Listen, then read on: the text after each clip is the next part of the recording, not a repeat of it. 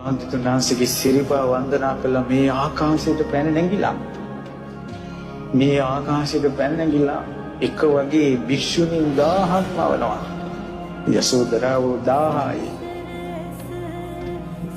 1000ක් ඉඳලා එක්කෙනෙක් වෙනවා.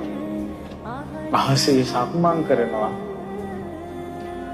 එක වෙලාවක ගුරුළු වේශයක් මවාගෙන මේ පෘථුවියම පියාපත් දෙකෙන් වහලා බුදුරජාණන් වහන්සේගේ සිරිපා ළඟ තමන්ගේ ඒ ගුරුලාගේ තුඩ තියලා හොටේ තුඩ තියලා වන්දනා කළා. නාගයෝ බය වෙනකොට කිව්වා බය වෙන්න එපා මා යසෝදරා. මම යශෝදරා වෙමි. රාහුල මාතාව වෙමි. ඇතෙක්ගේ වේශයක් කරන් කුංචනාද කළා ඒ යසෝදරා 이르දියෙන් දසදහසක් ලෝක ධාතු වලට කුංචනාද හඬින්ද. ඒ යසෝදරා අපි උඩ ඉඳලා මොහොත බලනවා වගේ බිමේ ඉන්න හිට අහසේ මොහොත පේනවා. ඒ මොහොතේ පීනන ලොකු මාළුවෙක් වගේ යසෝදරා. එකපාරම ඉර මඩල අතට අරගෙන පෙන්නවා. සඳ මඩල අතට අරගෙන පෙන්නවා. යසෝදරා ස්ත්‍රියකගේ ආනුභාවය බලන්න. ඉර හඳ අතට මේ යසෝදරා ඊට එකපාරම සද්දවිඳුගේ විමානය මැව්වා. සද්දවිඳුට හිතා ගන්න බෑ. හරි සක්‍ර විමානේ මේකද මේකද?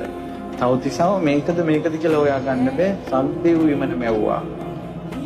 සද්දවිඳු විදියට පෙනී හිටියා. දෙවිවරුන් හොයා ගන්න බෑ. ඇත්ත සද්දවිඳු මේද මේද? එදා තමයි යසෝදරාවන්ට දම් බෙදපු අය.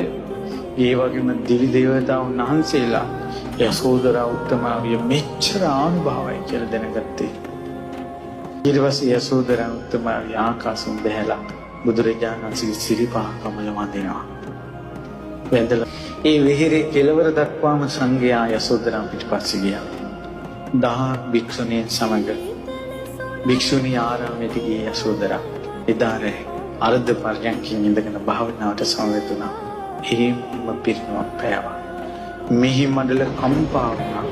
ආයෙත් පිපිලා තිබ්බ මල් ගොඩාක් බිමට වැටුණා. ඒ සුදු නෙළුම් සමම්පිච්චාදී ඒ මල් හැකිලී ගියා.